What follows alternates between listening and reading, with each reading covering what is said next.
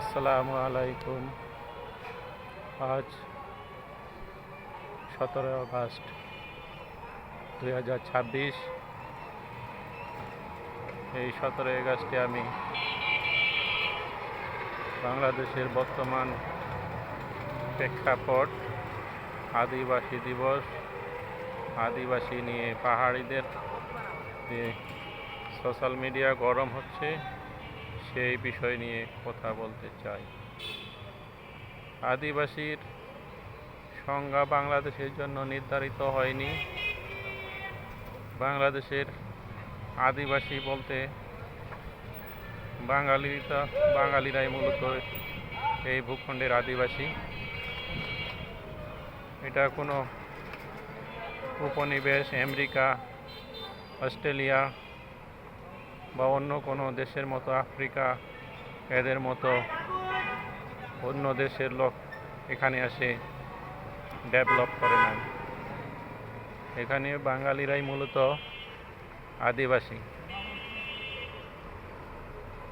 যেমন আমেরিকায় ব্রিটিশরা যে সেখানে প্রভাব বিস্তার করে এবং পুরা দেশটাই ব্রিটিশদের হাতে চলে যায়। তাদের বংশ বুনিয়াদ দিয়েই ব্রিটিশরা আমেরিকাকে ডেভেলপ করেছে। অস্ট্রেলিয়ায় সেই ক্ষেত্র কিছু সংখ্যক আদিবাসী ছিল এবং ব্রিটিশরা সেখানে যায়, তাদের বংশ বিস্তার করে পুরা ব্রিটিশ অস্ট্রেলিয়ার দখলে যায় এবং অস্ট্রেলিয়ানরা মূলত এখন ব্রিটিশরাই অস্ট্রেলিয়ান। সাউথ আফ্রিকার ক্ষেত্রেও সেম, এবং এইভাবে বিভিন্ন দেশে আদিবাসীরা বিলুপ্তর পথে যায় এবং বহির্দেশ অর্থাৎ আমেরিকাতে ব্রিটিশরা আসে, এরকম স্প্যানিশ, পর্তুগিজ, ডাচ বিভিন্ন দেশে দেশে তাদের প্রভাব বিস্তার করে, ওই দেশটা কুক্ষিগত করে এবং পরবর্তীতে ওই দেশ থেকে তারা প্রশাসনিকভাবে চলে আসলো। জনসংখ্যা এবং অন্যান্য বিষয় সম্পূর্ণরূপে তাদের নিয়ন্ত্রণে চলে যায় এবং সেখানে পূর্বের যারা আদিবাসী ছিল তারা নিতান্ত সংখ্যালঘু হয়ে যায়। এমন কিন্তু বাংলাদেশের ইতিহাস নয়। বাংলাদেশের ভূখণ্ডে বাঙালিরাই আদিবাসী, বাঙালিরাই বর্তমান অধিবাসী। এখানে আদিবাসী সংজ্ঞাটা সঠিক নয়। আর মূলত পাহাড় অঞ্চলে যারা এসেছে তারা এখন আমরা যাদেরকে দেখতেছি রোহিঙ্গা, ঠিক অনুরূপভাবে বিভিন্ন দেশ থেকে নির্যাতনের শিকার হয়ে তারা এই বাংলার ভূখণ্ডে এসে শান্তির জন্যে, আর এই শান্তির জন্যে পথটা খুঁজে নেই পাহাড়ি অঞ্চল, পার্বত্য চট্টগ্রাম। এখানে মগ, চাকমা, মরং, কুকি, খাসিয়া বিভিন্ন প্রজাতির লোক বসবাস করে। এরা মূলত বিভিন্ন দেশ থেকে এসেছে, যেমন Burma, Thailand, Vietnam, China, India, Mongolia.